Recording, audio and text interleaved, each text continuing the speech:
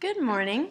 Today we are going to present our final project for ME 231A, which is lateral control design for the BART car.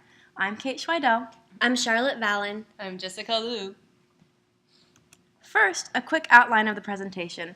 We'll start by motivating the project, and then we'll give an introduction to the BART car. We'll then describe the details of the project broken up into sections for the reference trajectory, the PI controller, and the MPC controller. Finally, we'll conclude the presentation and discuss future work. Spring 2018 will be the first semester of a new Vehicle Dynamics course, ME 131. Students will learn about important vehicle dynamics concepts in lecture, which they will put into practice in a hands-on lab section. They will assemble and do experiments with their own BART car. As ME 131 is a dynamics course, students will utilize previous controls knowledge from an introductory controls class to control their cars. Students will make two PID controllers, a longitudinal controller to track a reference velocity and a lateral controller to track a reference lateral position. One goal of the course is to have students use these two controllers in combination to race around a reference trajectory. At the end of the course, we hope for students to see a demonstration of a trajectory tracking MPC controller for the car to expose them to the potential of more advanced predictive control techniques. For this project, we attempt to create both a PI and MPC controller for trajectory following around the same circular path on campus. Creating a PI controller allows us to prepare for the course, anticipate the problems that students might encounter while working on their labs, and propose solutions to those problems. Building the framework for an MPC controller provides an extension to the course to show students the benefits of optimization-based control. The Berkeley Autonomous Race Car, or BARC, is an off-the-shelf remote-controlled vehicle modified with an Arduino microcontroller, an Odroid, and an extensive sensor suite. The BARC has two actuators, a servo and a motor, which allow us to control steering and acceleration separately.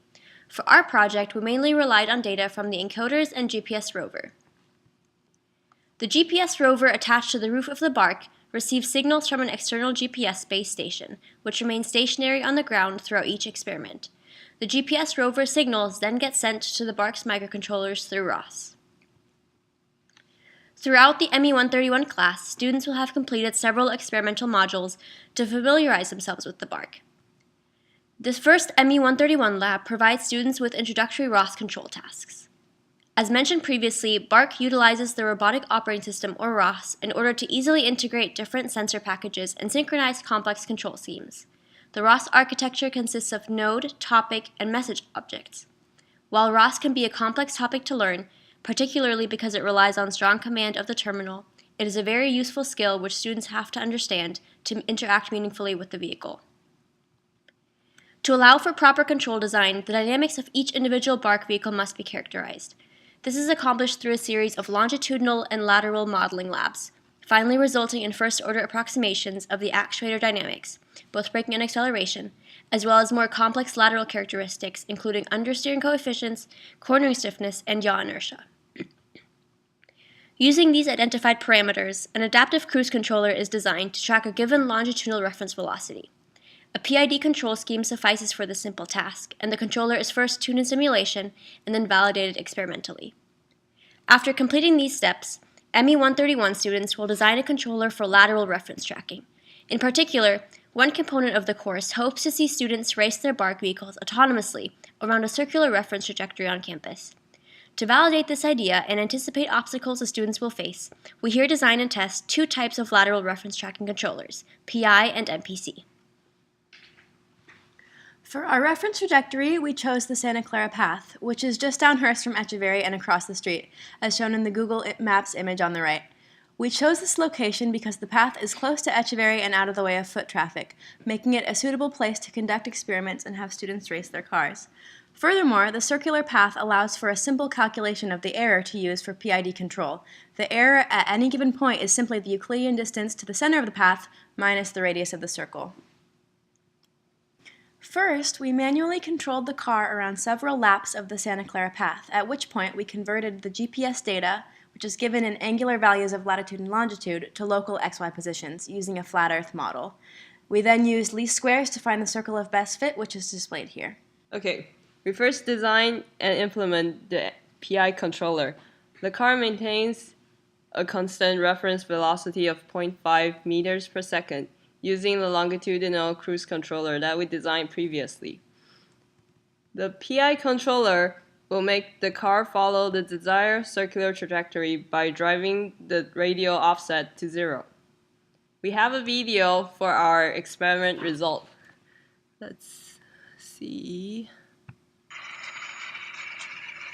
So we can see in this video, the car actually drifted away from the path. However, the PI controller will then start to work and then bring the car back to the path. Let it do that. Like you see over here.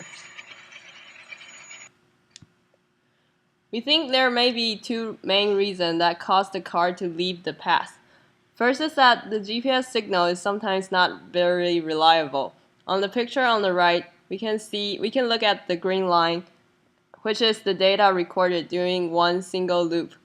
Although we complete the whole loop, the starting point, which is on the left lower part, and the ending point, which is also on the left lower part, were not actually connected, which means that the GPS signal had drifted. Therefore, the location of the circle that the car wants to track may not actually locate on the actual path. The second possible reason that causes the car to leave the path is overshooting. Actually, in the first several experiments, the car exhibited a large overshoot and also oscillatory behavior. So we did try to tune the gain. However, tuning is difficult because the path is annuous with a path width of 17 centimeters. And also there is grass at the center and the various obstacles and considerable foot traffic around the area. Due to the limits testing area and also the unreliable GPS signal, tuning becomes very difficult. Since it is difficult to determine whether the deviation from the reference trajectory are a result of poor gain selection or a misrepresentation of the reference path location. In order to fix these problems, future state estimators should rely on a combination of GPS and also other sensors, as the GPS signal alone is simply not reliable enough to serve as the ground truth. Furthermore, we will propose to choose a reference path in a more open area to allow for longer observation of the vehicle's intended behavior before stepping in to prevent collisions. We think these information and suggestions will be helpful for the student in ME 131 in the future. Now we can move on to the MPC control part. The MPC system can be divided into three modules: the path planner module, the optimization module, and the low-level actuator. The entire reference trajectory is discretized into 1,000 evenly spread points. Current position data is obtained from the GPS sensor, and the closest point on the reference trajectory is calculated. Our reference trajectory is then taken to be the next n steps, which is 5 here, and the reference trajectory is sent for solving the optimization problem. In our cost function, we penalize the tracking error in each step. The minimization is subjected to state dynamics constraints, which is F, and also input constraints, which is bounded by the maximum steering angle on both sides. And the initial state is assigned to be the current state. We use the simplified bicycle model as the system model, where xy are the location of the car in the global xy coordinates. V is the speed of the car, psi is the global heading angle of the car, and delta F, which is the steering angle, is the input of our system. We use a Julia implementation of an MPC controller. Julia lends itself to this MPC problem because it integrates well with ROS, uses simple optimization syntax, and solves the optimization quickly enough for real-time use. As you can see, code instructions are as simple as variable in order to define a decision variable, or NL objective to set a nonlinear objective. The implemented ROS Julia framework is able to quickly and successfully solve the MPC problem based on its considered reference trajectory at the time of solving.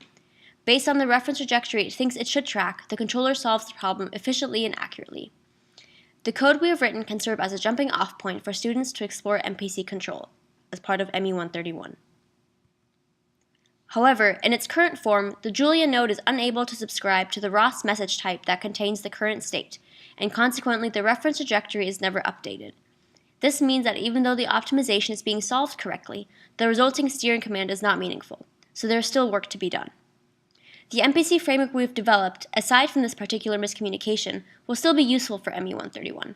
In addition to tracking the circular path, MPC is the added benefit that it can be easily extended to track a path of any shape.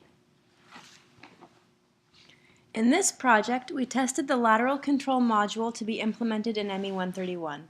We successfully designed a PI controller for trajectory following around a portion of the Santa Clara path. We encountered obstacles, namely unreliable GPS data and a poor testing location, which will inform decisions going forward with the class design. Furthermore, we considered a possible extension to ME 131, a brief introduction to MPC. We designed an MPC architecture using ROS and Julia to track the same reference trajectory, hoping to demonstrate advantageous properties of the predictive control method. While there are some minor communication challenges to address, we expect to develop the fully functional framework so it can be used to track the Santa Clara path as well as any other trajectory. Then we can give students the opportunity to experience MPC. Thank you.